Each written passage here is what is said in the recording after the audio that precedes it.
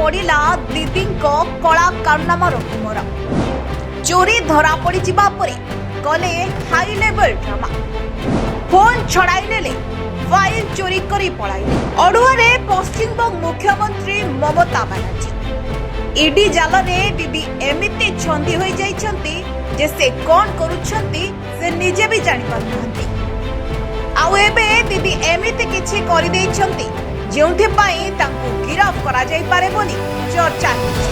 केंद्रीय प्रवर्तन निर्देशालय बा ईडी ममता बनर्जी विरोध रे कोर्ट रे एक आवेदन दायर करछि।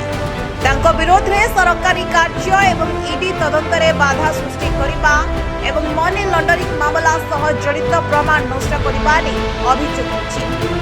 गुरुवार दिन कोलकाता रे एक बड़ नाटकीय घटना घटिबा परे एही घटना सामनाକୁ आसिछि। गुरुवार दिन आईपीएससी परिसर रे ईडीर चढ़ाऊ समय रे मुख्यमंत्री ममता बनर्जी हस्तक्षेप करिथिबा अभियोग अछि।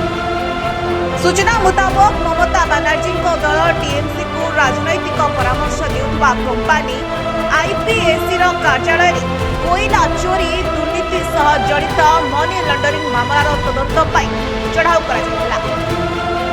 किंतु चढ़ाऊ समय रे ममता बनर्जी आईपीएससी निर्देशक प्रतीक जैन को घर और कार्यालय रे पहुंचले। ताको मोबाइल फोन छड़ाई नेबा सह जबरदस्ती ऑफिस भीतर को पसी मामला सह जड़ित गुरुत्वपूर्ण फाइल गुडी को निज सहित नहीं जाइथिले। जापरे उभय पक्षों पक्षरु एने एबे मामला हाईकोर्ट को जाइछि। ईडी ममता बनर्जी को ऊपर तदंत रे बाधा सृष्टि करुथबा अभियोग करिथिबा बेले आईपीएससी एही कार्यानुष्ठान रो वैधता ऊपर प्रश्न उठाई विरोध करिछि। मुख्यमंत्री ममता बनर्जी मध्य ईडी अधिकारी विरोध में मामला दायर करिसेंती। ईडी दाबी करिछि जे एहार अधिकारी माने पूरा ऑपरेशन रे जोर जबरदस्ती एवं धमकर सम्मुखीन होइथिले एवं चापरे सरकारी डॉक्यूमेंटेशन परिवर्तन करबाकू बाध्य होइथिले। सेपटे एहार जवाब रे ममता बनर्जी ईडीर घटनावली को दृढ़ भाव में खंडन करथिले।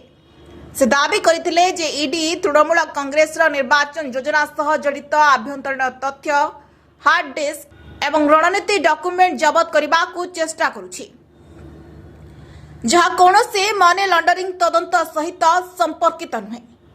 ममता एही चढ़ाऊ गुड़ी को राजनैतिक उद्देश्य प्रणोदित बोली दर्शाइथिले। एहाकू असंवैधानिक एवं दलीय तथ्य जबत करिबार प्रयास बोली कहिथिले।